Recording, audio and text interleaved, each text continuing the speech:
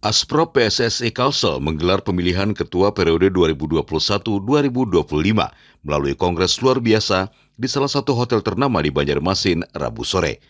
Alhasil, Hasnuryadi kembali terpilih secara aklamasi untuk menakodai Asosiasi Sepak Bola Kalsel. Usai terpilih, pria yang merupakan CEO klub Barito Putra ini berjanji akan mengevaluasi program kerja ke depan, termasuk soal pembinaan usia muda.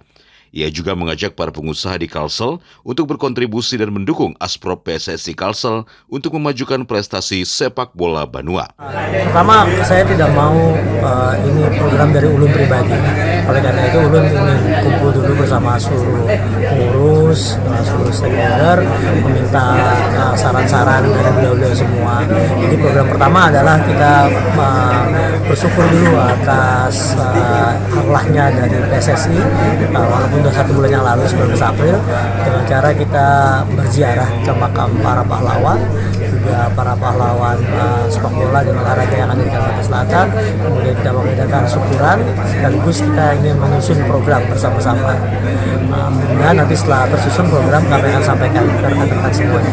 Tapi yang pasti, dua program yang saya pastikan, satu konsolidasi organisasi dan memutar kompetisi di segala tingkatan usia. Kita selalu mendukung setiap kongres luar biasa yang dilakukan secara demokratis. Yang kedua, kita paling suka lihat semua yang dilakukan secara kekeluargaan, karena bahwa sepak bola itulah adalah persahabatan. Kemudian sepak bola itu adalah keluarga besar, football family.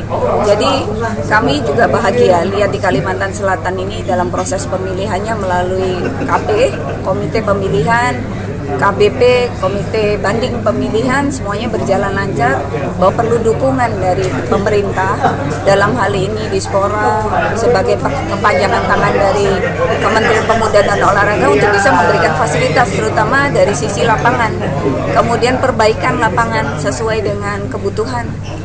Karena standarisasi lapangan menurut saya itu sebagai hal yang vital yang perlu setiap provinsi untuk punya.